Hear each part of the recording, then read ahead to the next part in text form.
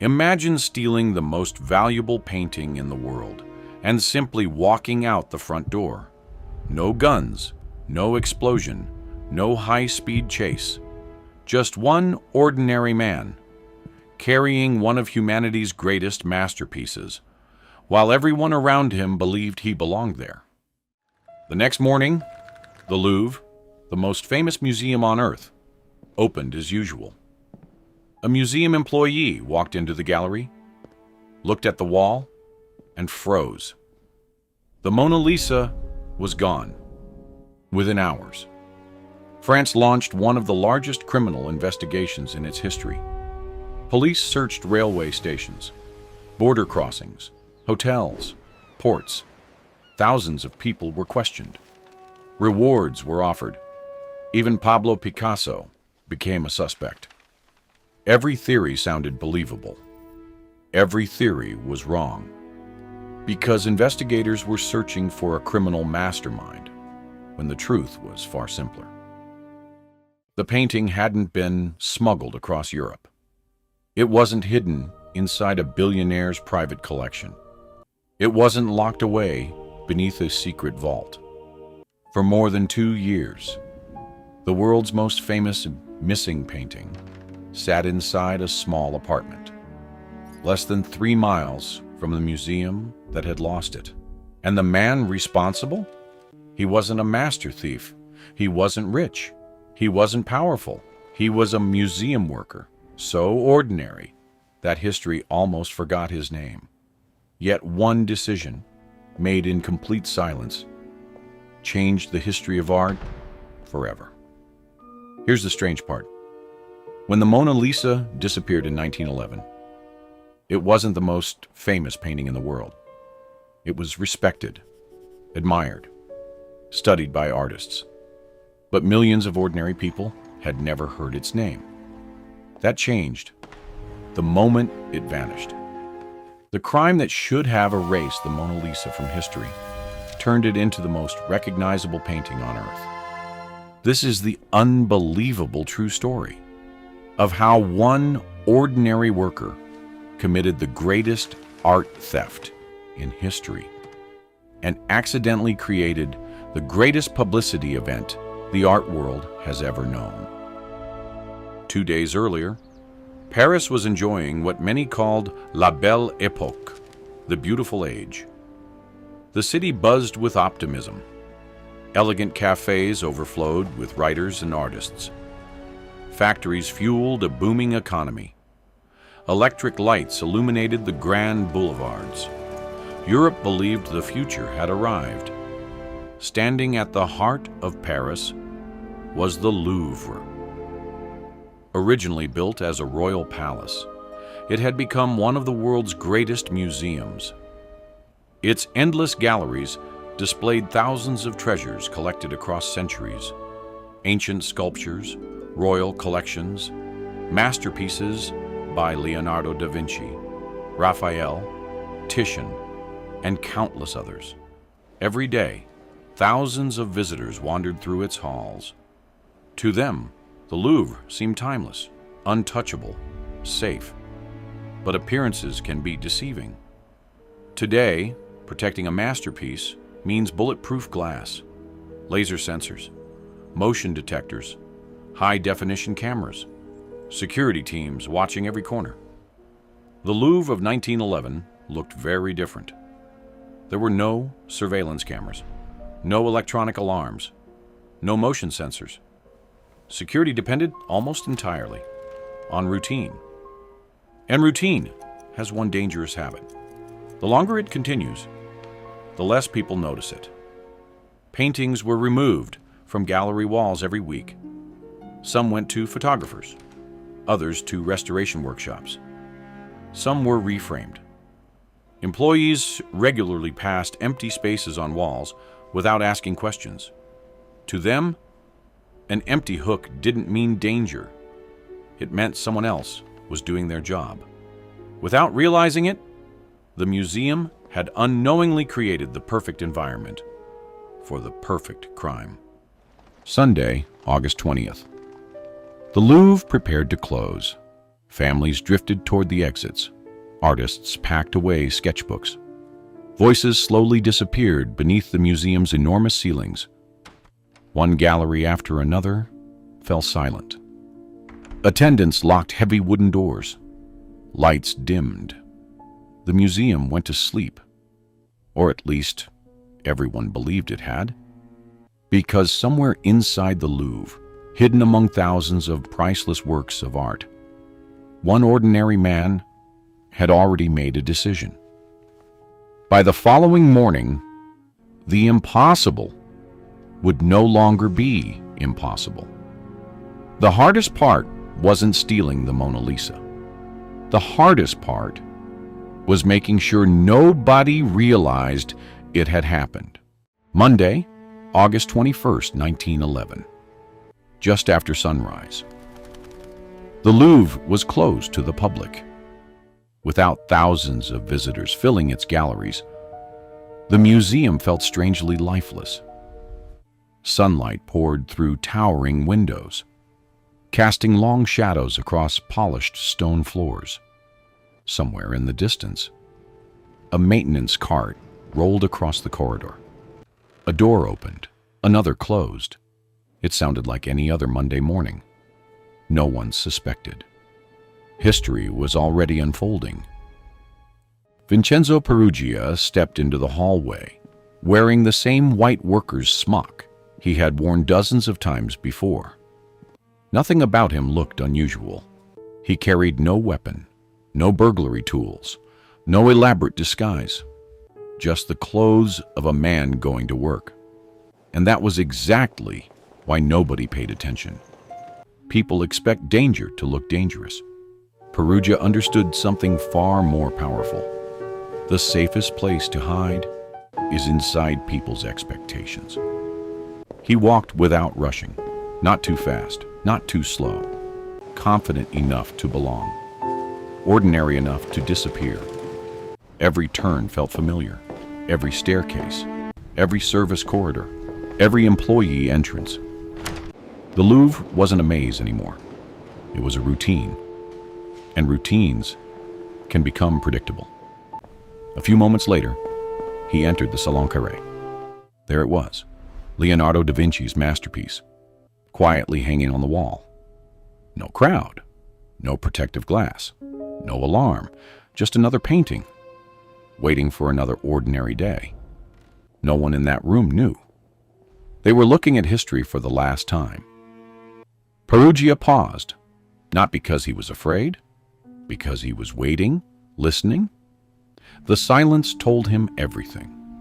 No approaching footsteps, no voices, no guards, only the stillness of an empty gallery. He stepped forward, placed both hands on the frame, and carefully lifted the painting from the wall. Nothing happened, no alarm, no shouting. No one came running. For a brief moment, the most valuable painting in France rested entirely in the hands of one ordinary worker. Most people imagine great crimes as moments of chaos. This wasn't chaos. It was silence. The Louvre continued its morning routine, completely unaware that its greatest treasure had just disappeared. Historical records differ on the exact sequence of the next few minutes. Most historians agree that Peruggia carried the painting into a nearby service stairwell. There, he removed the heavy outer frame and protective case, not to damage the painting, to make it easier to carry. The frame could be replaced, the masterpiece could not. He wrapped the wooden panel beneath his clothing. Suddenly, the Mona Lisa no longer looked like a famous painting. It looked like nothing at all. Then came the only moment, when the entire plan nearly collapsed. Peruggia reached an employee exit. He pushed the door. It didn't open. Locked. For the first time that morning, everything depended on a single obstacle. If someone searched him, it was over. If someone asked a simple question, it was over. If anyone looked beneath his clothing, history would remember him only as an unsuccessful thief. Then, fortune intervened. According to the most widely accepted account, another museum employee approached. Seeing a fellow worker struggling with the door, he simply helped open it. No questions, no suspicion, no idea that he had just assisted the greatest art theft of the 20th century. Seconds later, Peruggia stepped outside. The Louvre disappeared behind him. The Mona Lisa did not. Paris greeted him like any other citizen. Street vendors prepared their stalls. Horse-drawn wagons rattled over the cobblestones. Shopkeepers unlocked their doors. Morning conversations filled the sidewalks. Thousands of people passed within a few feet of him. Not one of them realized that beneath his coat rested a masterpiece painted 400 years earlier. The greatest art theft in history looked exactly like an ordinary man walking home. Yet the most astonishing part was still to come. Inside the Louvre, no one realized anything had happened. Employees walked past the empty space where the painting had hung. They assumed another department had removed it. Photography, cleaning, restoration. An empty space on a wall wasn't unusual. Routine had taught them not to question it. And that routine had just become the thief's greatest accomplice. Hour after hour, the museum continued operating. The Mona Lisa was already gone. The thief was already home. And the people responsible for protecting one of the world's greatest masterpieces still believed everything was exactly as it should be. Sometimes, the perfect crime doesn't happen because security is weak. It happens because everyone believes someone else is paying attention. By the time anyone realized the Mona Lisa was missing, the man who stole it was already sitting at home, with the most famous painting in the world hidden just a few feet away. Tuesday morning, August 22nd, 1911. The Louvre opened as it always had. Curators unlocked galleries. Guards took their positions. Workers prepared for another ordinary day. Nothing seemed unusual until one employee entered the Salon Carré. He stopped. The Mona Lisa was gone. At first, he wasn't alarmed. Paintings were often removed for cleaning, photography, or restoration. But phone calls quickly erased every explanation. The photography department didn't have it. The restoration workshop had never received it. Storage rooms were empty. Museum records showed nothing. Only one answer remained. Someone had stolen the Mona Lisa. Within minutes, disbelief became panic. Visitors were evacuated. The museum was sealed.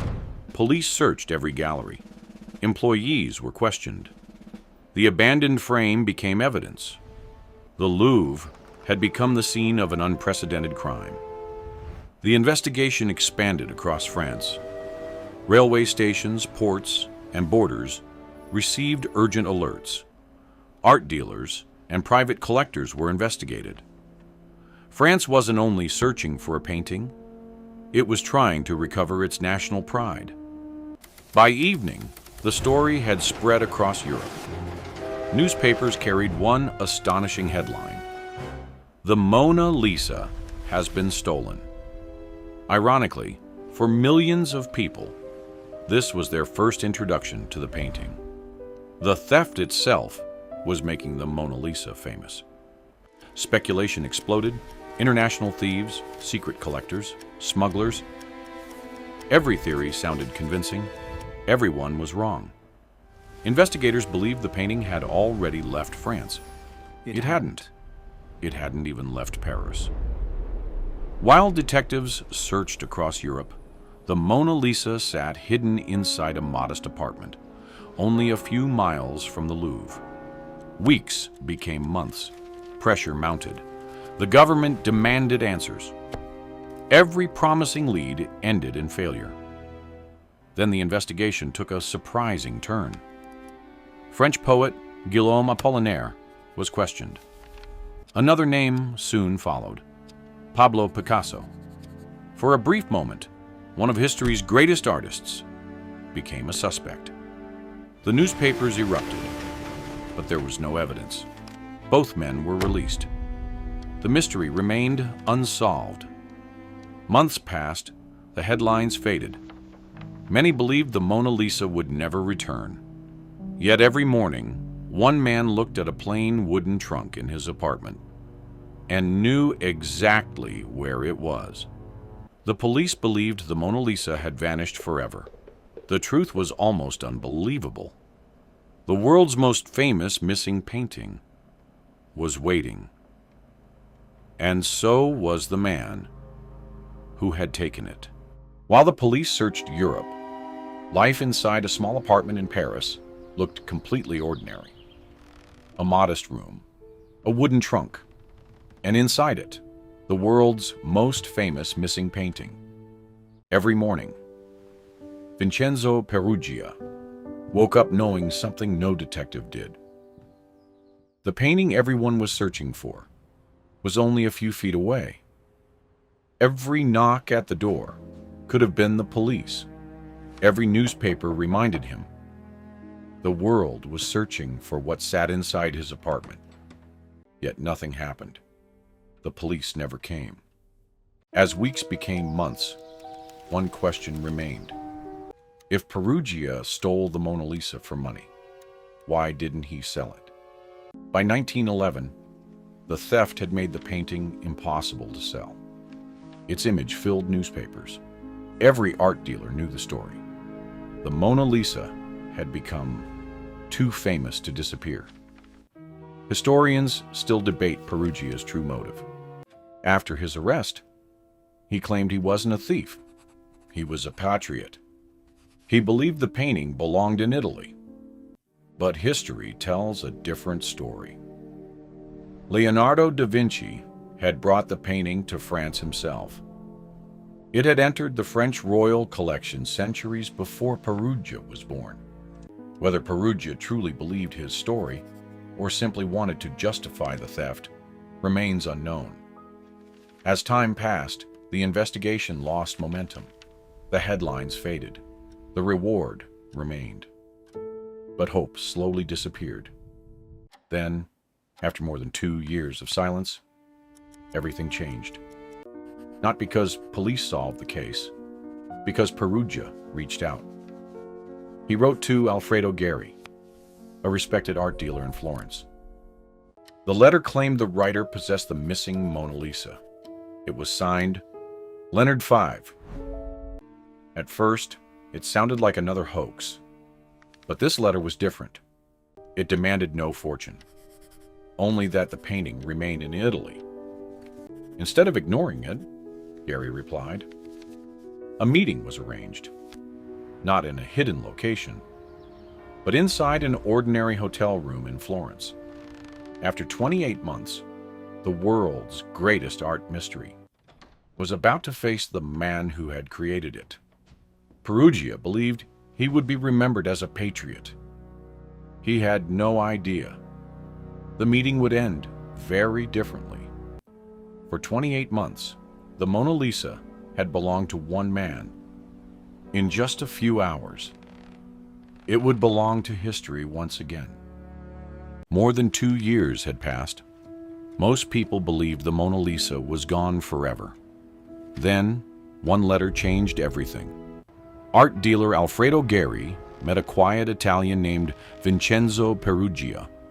Without a word, Peruggia opened a wooden trunk. Wrapped inside a red cloth was the Mona Lisa. After 28 months, the missing masterpiece had been found. Geri quietly alerted the authorities. Soon afterward, Peruggia was arrested. He insisted he wasn't a thief. He claimed he was returning the painting to Italy. But history tells a different story. Leonardo da Vinci had brought the Mona Lisa to France himself. Whether Peruggia truly believed his explanation or simply used it to justify the theft, no one can say. The painting returned to the Louvre, but it didn't return as the same painting. Before 1911, the Mona Lisa was admired. After 1911, it became a global legend. Today, millions of people travel to the Louvre for a single painting. Many come for Leonardo's genius. Few realize its greatest rise to fame began with an empty space on a museum wall. Vincenzo Peruggia wanted to take the Mona Lisa away from the world. Instead, he made sure the world would never stop looking at it. The man who stole the Mona Lisa. The theft didn't create the masterpiece, it created the legend.